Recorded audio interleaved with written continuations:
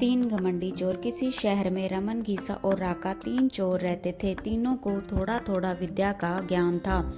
तीनों चोरों को विद्या का ज्ञान प्राप्त होने के कारण बहुत घमंड था। विद्या द्वारा तीनों चोर शहर में बड़े बड़े लोहे की तिजोरियों को तोड़ देते थे और बैंकों को लूट लिया करते थे। इस तरह तीनों चोरों ने शहर के लोगों की नाक में दम कर रखा था। एक बार तीनों चोरों ने एक बड़े बैंक में डकैती करके सारा माल उड़ा दिया।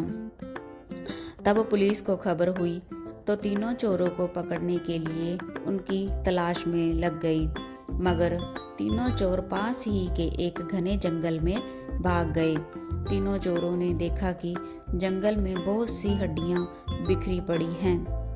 रमन ने अनुमान लगाते हुए कहा, ये तो किसी शेर की हड्डियां हैं।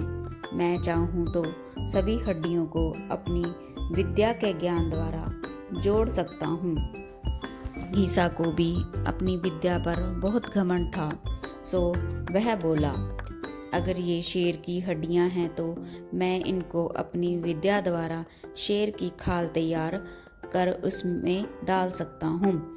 रमन और घीसा की बात सुनकर राका भी घमंड उमड़ पड़ा और उसने कहा, तुम दोनों इतना काम कर सकते हो तो मैं भी अपनी विद्या द्वारा इसमें प्राण डाल सकता हूँ। तीनों चोर अपनी विद्या का प्रयोग करने लगे।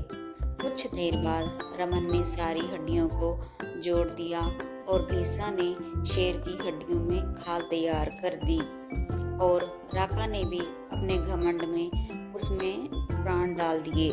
थोड़ी देर में तीनों चोर सामने एक जीवित भयानक शेर को देखकर थर थर कांपने लगे, मगर शेर के पेट में तो एक दाना भी नहीं था। वह भूख के मारे गरजता हुआ तीनों चोरों पर हमला कर बैठा और उनको मारकर खा गया।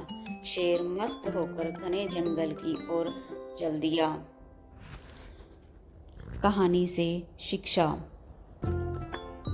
दोस्तों, इस कहानी में हमें यही शिक्षा मिलती है कि कभी भी घमंड नहीं करना चाहिए।